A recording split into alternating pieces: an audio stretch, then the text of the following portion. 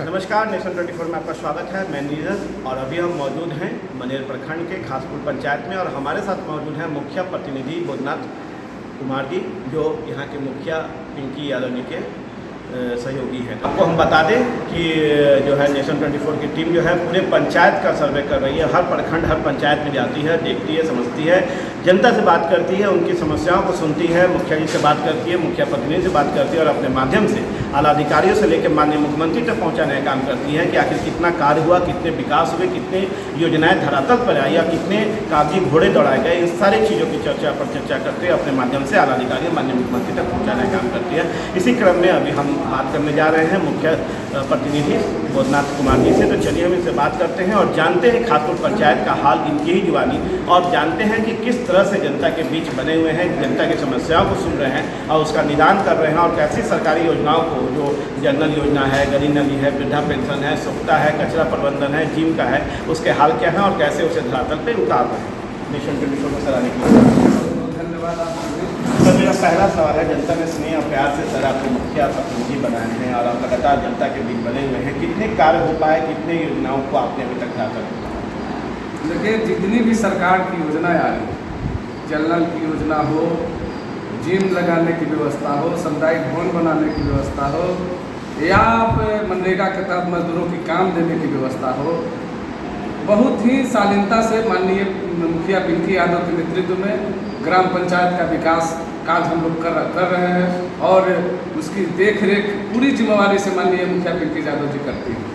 अब यहाँ जो सरकारी व्यवस्था का हाल है, जैसे हमारे यहाँ प्राथमिक विद्यालय खासपुर वर्षों से जर्जर स्थिति में, जिसकी आवाज़ हम लोगों ने सरकार तक लिखित प्रतिवेदन के रूप में यहाँ के माननीय विधायक, यहाँ के माननीय सांसद, यहाँ तक के माननीय मुख्यमंत्री जी, शिक्षा विभाग के आला अधिकारी के यहाँ पहुँचाए, लेकिन अभी तक किसी तरह से कोई एक्शन उस पर नहीं हुआ, जिसके कारण यहाँ के बच्चों को यहाँ से आधा किलोमीटर दूर NH30 किनारे मध्य विद्यालय चितनावा में जाना पड़ता है, जहाँ एक ही क्लास में 1, 2, 3 के बच्चे पढ़ते हैं। मतलब एक क्लास में ठूस के स्टूडेंट को रखा गया है, कोई पढ़ाई की व्यवस्था वहाँ सही ढंग से नहीं है और हम लोग इसकी शिकायत कर रहे हैं पर कोई सुनने वाला नहीं। शिक्षा विभाग में भी आपने जी, शिक्षा विभाग के आला अधिकारी तक हम गए, निदेशक तक गए, लेकिन वहाँ भी कहा, सब लोग यही हाथ उठा के कहते हैं कि सरकार के पास पैसा नहीं है, जिसके कारण आपका भवन नहीं बन सकता।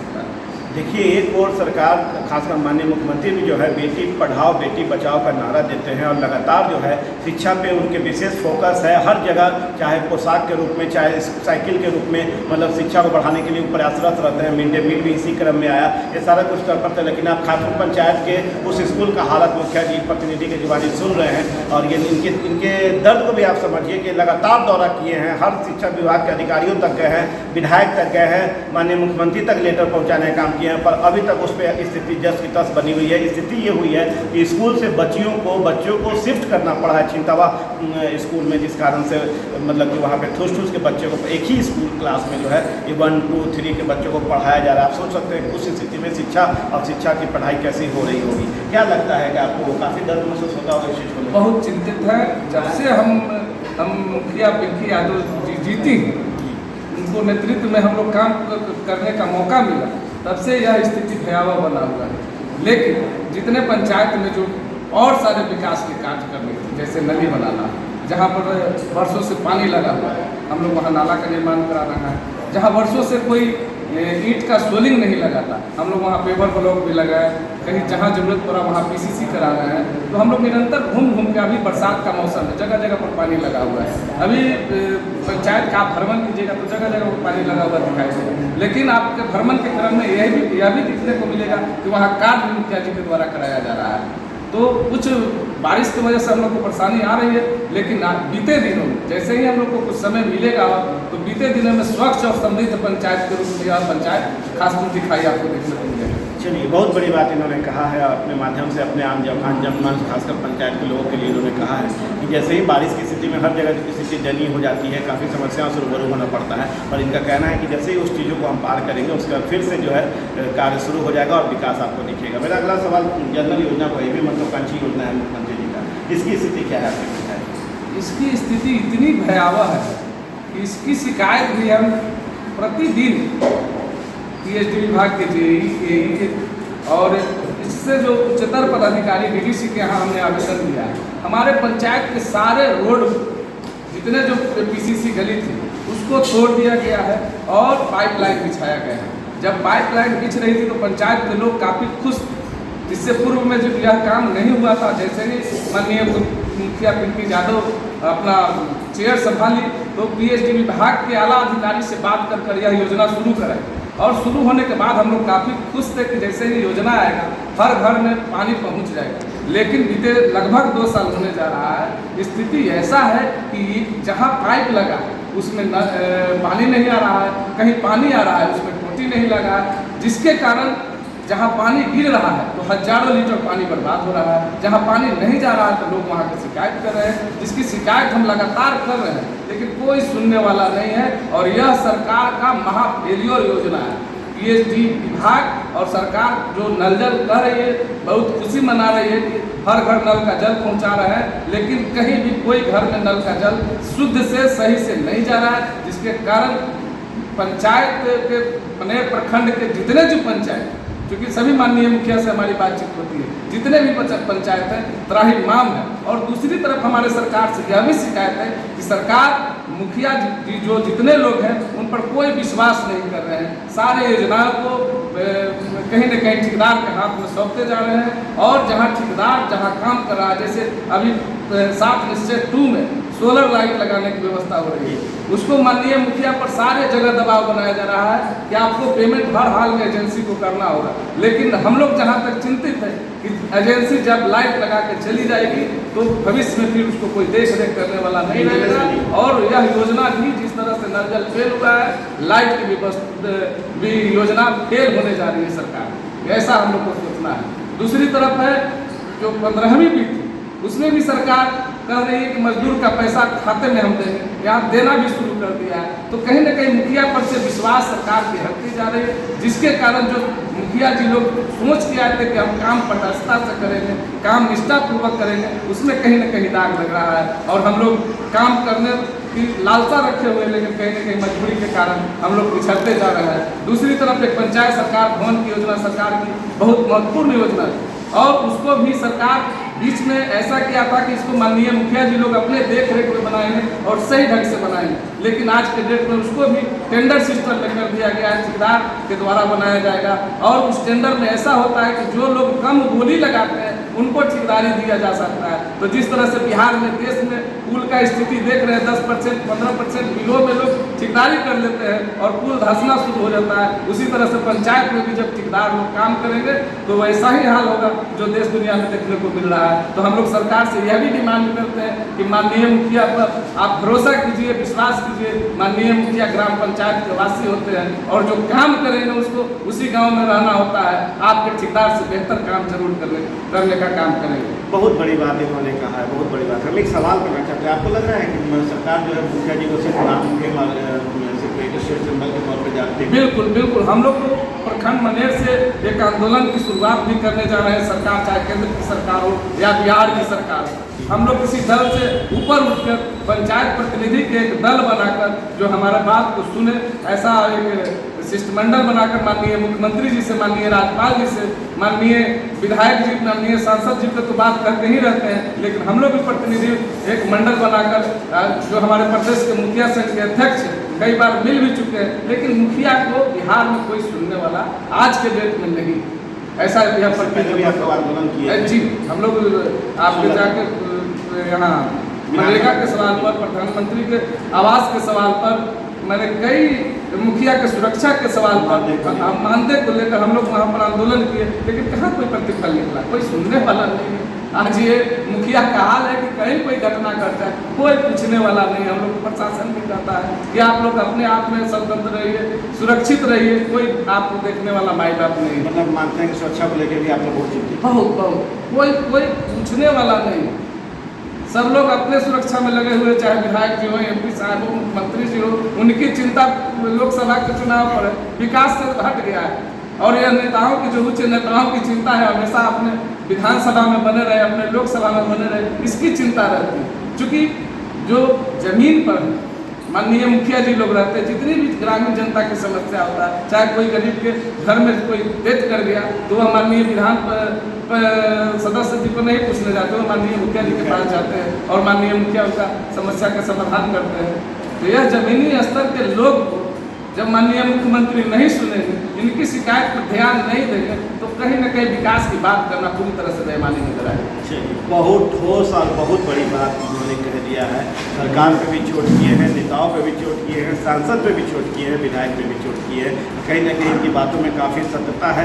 कहीं ना कहीं दर्द जब होता है तभी उभर के सामने आता है कि आखिर इतना करने के बाद जनता के बीच पंचायत में ये बने हुए हैं, लोगों के बीच ये रहते हैं, और जो एक व्यक्ति जो कि एक वोट के लिए सिर्फ यहाँ पर पहुँचता है वो, और वोट मिलने के बाद जब वो सांसद और विधायक बन जाते हैं उसका कोई देखा कोई पूछने वाला नहीं होता है। उस स्थिति में भी माननीय मुखिया जी को ही लोग पूछने के लिए इनके घर तक, इनके आवास तक आते हैं, वो दर्द बयान कर रहे हैं, वो तकलीफ बयान कर रहे हैं, और हमारे माध्यम से आला अधिकारियों से लेके नेता से लेके विधायक से लेके सांसद तक पहुँचा रहे हैं अपने दर्द को, और बताना चाह रहे हैं कि हम लोग भी माननीय हैं और हमारा भी विचार, हमारा भी सुरक्षा को देखा जाए और समझा जाए।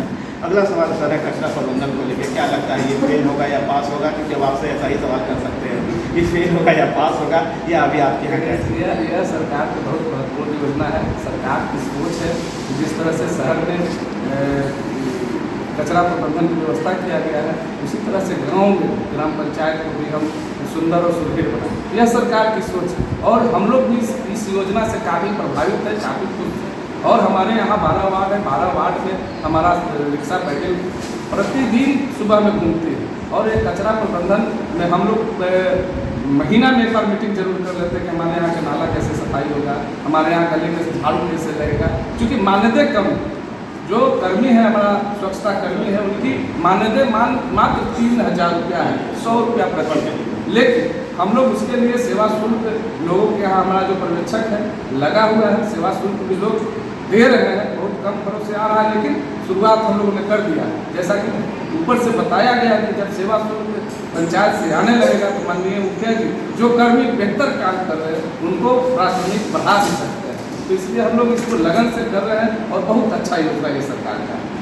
इस योजना से हम काफ़ी खुश हैं, प्रभावित हैं। भले ही मानदेय कुछ कम है, लेकिन हमारा जो कर्मी है, हमारी सजगता से वह काम प्रतिदिन सुबह में उठ के 6 बजते लोग प्रत्येक वार्ड में विसिल बजाते हैं कि हम कचरा वाला आ गया। और यह जब विसिल लोगों के कान तक जाता है तो लगता है कि ग्राम पंचायत में भी जो सरकार का योजना था वह चल रहा है। तो हम यहाँ जो कार्य कर रहे हैं, हमारे पंचायत ग्राम पंचायत खासपुर में जो कचरा प्रबंधन का काम कर रहा है, चल रहा है, बहुत उत्साहपूर्वक चल रहा है। पब्लिक से बात कर सकते हैं, कहीं जाके लोग ये नहीं कहेंगे कचरा वाला नहीं आता है। लोग का शिकायत ये हो सकता है कि आके तुरंत चला जाता है, लेकिन यह नहीं कहेगा कि कचरा वाला इस वार्ड में नहीं आता है। तो इस तरह से व्यवस्था बनाए हुए हैं, और उसका मॉनिटरिंग भी माननीय मुखिया पिंपरी यादव करती हैं, उनके प्रतिनिधि के रूप में हम बोधनाथ जी हैं, उसका देख रेख हम करते हैं। चलिए, तो एक बात तो है कि इतने सारे योजनाओं पे एक योजना पे मुखिया प्रतिनिधि ने थोड़ा सा सरकार के प्रति मतलब कि सहज जारी किए हैं कि चलिए उनकी ये योजना काफ़ी सफल है और काफ़ी अच्छा है, और लोगों तक की जो स्वच्छता को लेकर जो उनके अंदर जो भरा जा रहा है कि बहुत ज़रूरी है, वो कहीं ना कहीं बहुत बेहतर है। अगला सवाल सर आपसे है कि मनरेगा के तहत भी बहुत सारे मुखिया हैं जिसके लिए अभी हम लोग चर्चा कर रहे थे, इस पर आप कुछ कहना चाहेंगे? जी, मनरेगा में जिस तरह से सरकार का जो उदासीन रवैया चाहिए, उसको पैसा तो देती है, पर एक कहावत है कि बिन मौसम बरसात हो जाए तो वो कहीं कोई काम का नहीं रह जाता है। उसी तरह से मनरेगा की स्कीम है। मनरेगा के स्कीम में जैसे मजदूरों को एक लॉलीपॉप दिखाना होगा, 210 रुपया का मजदूरी प्रतिदिन। आज आप पटना में चले जाइए, आप ग्रामीण क्षेत्र में भी किसी से पूछिए, 450 से नीचे कोई मजदूरी में काम करने को तैयार नहीं है। लेकिन उसके बावजूद भी माननीय मुखिया जी लोग केंद्र पर केंद्र करके किसी तरह से ग्राम पंचायत के जो कच्चा सड़क है, जो खेत खलिहान में डगर है, उसको किसी तरह से हम लोग उसको करवाए हैं और मजदूर किया है। और लेकिन उसका भी पैसा समय पर मिल जाए, समय से मजदूरी का भुगतान हो जाए, तो कहीं ना कहीं काम बेहतर होगा। एक मनरेगा के तहत प्लांटेशन का काम, जो वृक्षारोपण का कार्यक्रम है, वह भी काम सरकार का अच्छा काम है। और हम लोग उसको जिस तरह से पुत्र को पाला जाएगा, जैसे मुखिया जी से हमारी बात चुकी है कि पेड़ हम लोग लगाएं तो एक पेड़ सूखे नहीं, इसकी व्यवस्था है। जो मजदूर लगाए वह मजदूर जिस तरह से हमारा कचरा प्रबंधन देख रहा है, उसी तरह से पेड़ को भी देखे, और जो पेड़ लगाए वह पेड़ बिल्कुल धरातल पर दिखे। तो हम लोग ये प्लांटेशन का काम करने जा रहे हैं, और मनरेगा में भी अच्छे काम मजदूरों को हम लोग देने का काम किए हैं, लेकिन सरकार से हमारा मांग रहेगा कि सरकार मजदूरी बढ़ाए और समय से मजदूरी का भुगतान करे। जैसे अन्य योजनाओं में पैसा पहले आके पड़ा रहता है, 15वीं में हो, सक्षम में हो, उसी तरह से मनरेगा में भी पहले पैसा रहता था। जैसे मजदूर काम करके अपना जो इंजीनियर लोग एमडी लगाएं उसका पैसा या उसको पेमेंट होता था, लेकिन आज के डेट में मनरेगा से हम लोग भागते हैं। जैसे मनरेगा के कोई पदाधिकारी आते हैं तो कहते कि ना मनरेगा छोड़ दीजिए, भूत लगता है। वाह, वो देखने में डर लगता है कि मनरेगा काम कराएंगे, हमारा जो कोई भी वर्कर काम करेगा, कराएगा, देख रेख करेगा तो उसका पैसा फंसेगा और वह पैसा फंसने के बाद माननीय मुखिया जी को तंग करेंगे, तो इसलिए मनरेगा से भागते हैं। लेकिन कच्चा वर्क और प्लांटेशन मनरेगा का बहुत अच्छा है, हम लोग मनरेगा अच्छा से कर रहे हैं, लेकिन सरकार से यही मांग रहे हैं कि उसमें मजदूरी का जो बहुत दयनीय स्थिति है उसको 210 के जगह 450 तक ले जाए और तब काम का मॉनिटरिंग कीजिए, तब देखिए कि पंचायत का क्या हाल है। मतलब आपका कहना ये है कि सरकार को एक बार सोचना चाहिए और कहीं ना कहीं जो है अपने आप को मतलब कि दोबारा सही ढंग से उसको मेंटेन करना पड़ेगा, जिस कारण से जो पुरानी चीज़ें जो पुराने धातों पे चल रहा है वो फिर से अपडेट हो जाए और बेहतर हो जाए। कोई समस्या आता है सर मुखिया से, मुख्यमंत्री प्रधानमंत्री से, जो हमारे माध्यम से कहना चाहते हैं? जी, मैं आपके माध्यम न्यूज़ 24 नेशन 24 के रिपोर्टर लोग से हम यह आग्रह निवेदन करते हैं कि माननीय मुखिया बिहार के जितने लोग हैं उनकी आवाज़ आप जो माननीय मुखिया है उनकी उपेक्षा करके आप महागठबंधन से सफलता प्राप्त कर लेंगे, ऐसा दिखता नहीं है। माननीय मुखिया लोग भी कहा है कि हम लोग माननीय मुखिया संघ बनाएंगे और माननीय मुखिया दल रहेगा, वो जहाँ मुखिया लोग दल में जिस ओर इशारा कर देंगे उसी ओर हम लोग, चूँकि हम लोग भी एक पंचायत में जब जीत के आए हैं तो हमारी भी कुछ हैसियत है और हम लोग भी कुछ मतदाता को वादा करते हैं। तो आप समझ सकते हैं कि जब माननीय मुखिया लोग को खुश नहीं रख सकते हैं तो आपकी जो योजना है, आपकी जो चाहत है देश में महागठबंधन बनाकर सरकार को हटाने का, या जो सत्ताधारी दल है वो चाहते हैं कि हम प्रधानमंत्री बने रहें, तो माननीय मुखिया की ओर ध्यान आकृष्ट आपको करना पड़ेगा, उनकी बातों को सुनना पड़ेगा, उनकी जो कमियां हैं उसको दूर करना पड़ेगा। बरगद के पेड़ के नीचे माननीय मुखिया जी बैठे हुए, ग्राम सभा लगा हुआ है, वहाँ लोग निर्णय ले रहे हैं। आज कहाँ हो रहा है? आज ऊपर से लिख के आता है कि मुखिया जी आपको सोलर लाइट लेना है, मुखिया जी आपको तालाब बनाना है, मुखिया जी आपको छठ घाट बनाना है। कहीं कहीं छठ घाट की आवश्यकता नहीं है, कहीं तालाब की लिए जगह नहीं है, तो वो पैसा आपका पड़ा हुआ रह जाता है, सालों ऐसे ही रह जाता है। तो ये थोपा हुआ योजना है सरकार का और ऊपर से कहा जाता है कि आपको यही काम करना है, अन्यथा बैठे रहिए। तो लोग बैठे हुए, बहुत जगह लोग बैठे हुए मुखिया कर नहीं कुछ पा रहे हैं। तो ये संदेश आपके द्वारा माननीय मुख्यमंत्री जी के यहाँ जाए और माननीय मुख्यमंत्री जी से हमारा आग्रह होगा कि हम लोग के जो डिमांड है, मांग है, उस पर ध्यान दे, जांच करा लो।